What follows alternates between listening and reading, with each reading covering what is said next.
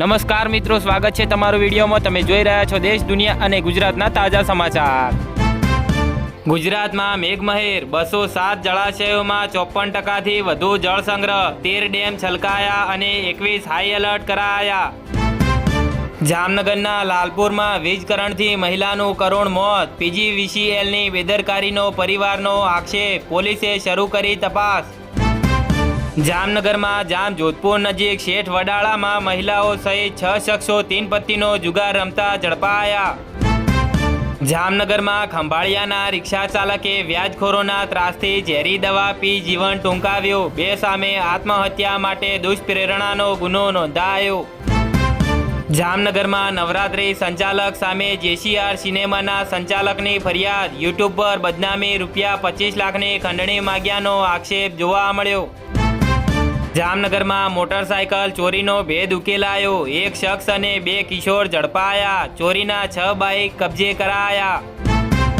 જામનગર જિલ્લામાં મેઘરાજાએ લીધી વિરામની પળો, 48 કલાકથી વરસાદનો વિરામ યથાવત જોવા મળ્યો।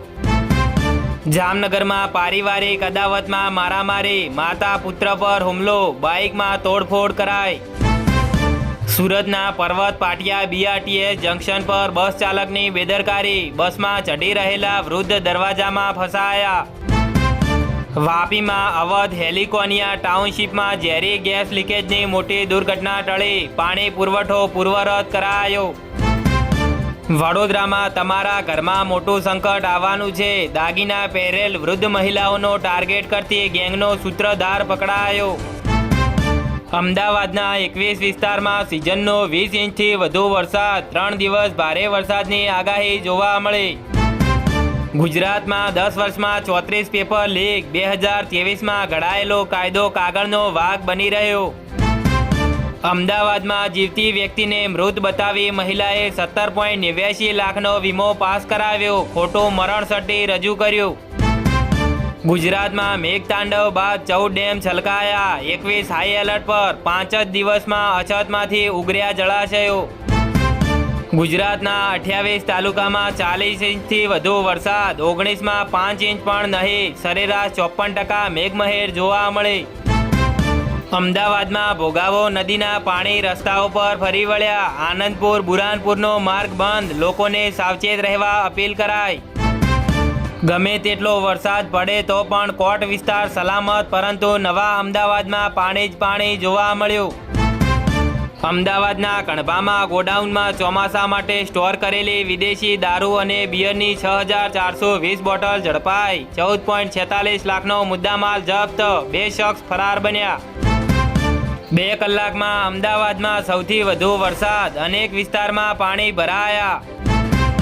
અમદાવાદના કાલુપુરના રેવડી બજારના સિંધી માર્કેટમાંથી ચાલુ વરસાદે 20 લાખની મત્તા પર હાથફેરો કરાયો।